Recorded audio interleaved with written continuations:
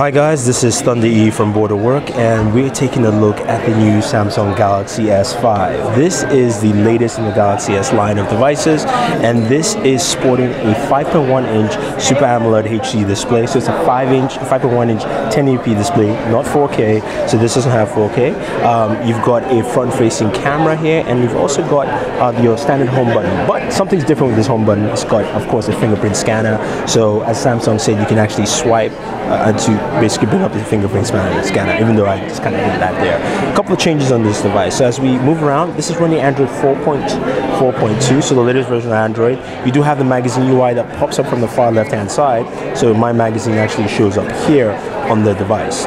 Now, if we pan around to the back of the device, you can see we do have a 16 megapixel camera. This camera has a lot of features, which we'll go through as we take a look at the camera.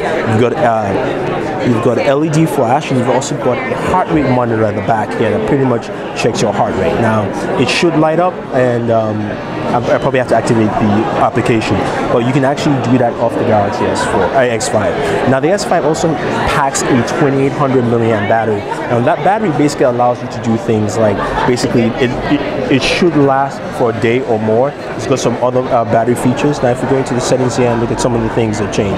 So, like I said, the UI is completely changed. You've got your custom applications on the top. The whole UI look is completely different.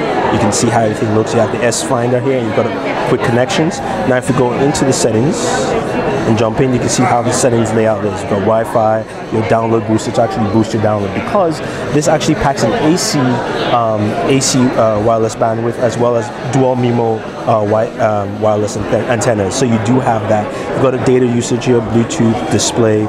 If you actually go in there, you can see the breakdown of the display and what you have here.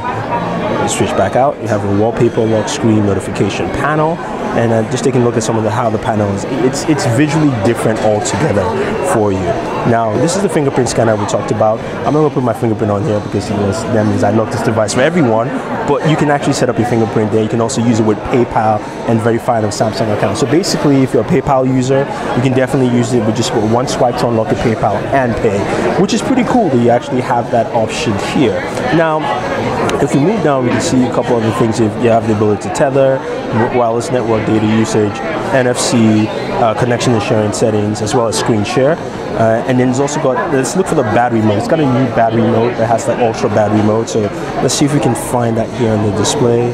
So you've got easy mode, fingerprint, blocking, motion, accounts, systems, battery. There we go. So basically this shows you what your standard battery is. You've got battery percentage. I made a mistake. Let's go to power saving mode. So this is your power saving mode, how it looks like. The ultra saving mode basically turns your screen to a low power mode, so it's black and white. So which means you can be on that low power mode for an extra 24 hours, which is pretty nice. So even if you're going out, like, you know, on a road trip and your battery's dying, you can actually still have enough juice left in your phone to actually use it. So that's pretty cool. Ultra power mode is actually up, and that's how it looks there. So you can see that there, how it turns the screen black and keeps a very simple UI look. I can actually turn it on if I want to. Hit OK, and there we go. So that's the ultra power mode right there, enabling ultra power mode. All right, so see, that's what it looks like. That's just how it is. Let's see if we can get out of here. It might take a minute or two to set up.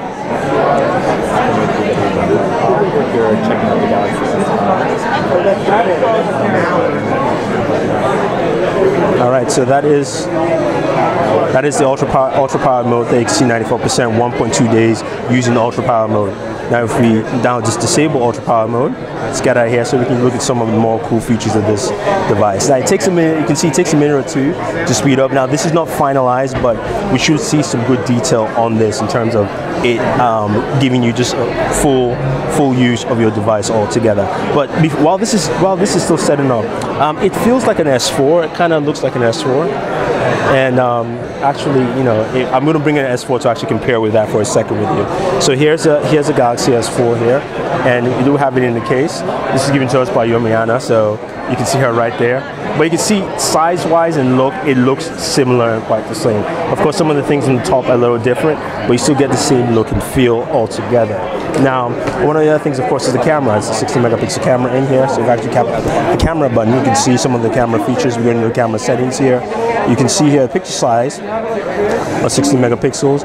In video, you can actually record in UHD, so you can do a 4K video recording. So we can set that up. It's also got live HDR. It's also got a new autofocus mode that should help you take pictures faster and better. Now it doesn't have built-in OIS, so there's no OIS built into this device. But Samsung does claim that this will give you better, sharper photos in low light and all these situations. Of course, you've got the different modes you can pick from with your photos and things like that. Now, if we switch back here again, now just looking at some of the things, let's go back into the app tray. You can see how everything looks visually different. They've taken this flatter design approach and a warmer look so that you get a better feel of your device altogether. Go back into settings here and let's scroll down and let's go to About Device, if we can find it. That's voice, accounts, backup. Yeah, it's a little confusing because this is my first time looking at it, but let's see if we can actually find it.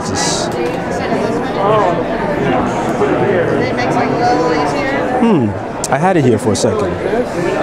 Notification, I must have missed it somewhere. Oh, there we go, About Device on the system. So you can see it's running Android 4.4.2. So you do have that there. Overall, this is a nice device. Now, it's still got a removable back cover, so you can remove that. And it's got, of course, that faux leather feel to it. It's not perforated leather. So feels, it's trying to give you that expensive leather purse feel to it. Not really the case, but it does feel like that to a certain degree. Like the fact that you can't take out, you still can't remove the battery. It's got expandable storage. No word on the processor. Samsung didn't tell us the processor is. I'm guessing it's the Snapdragon 8, either the 800 or the 805. It could be the new 801, but no word on the processor yet. Memory also should be around 2 gigabytes minimum, but since the Galaxy Note 3 had 3 gigabytes of RAM, I consider this probably have 3 gigs of RAM in here. So that's our hands-on look of the Samsung Galaxy S5. If you guys have any questions or any comments, let us know. Otherwise, don't forget to subscribe to all our pages on Twitter, Facebook, and YouTube. So Booredatwork with 2 O's. Thank you.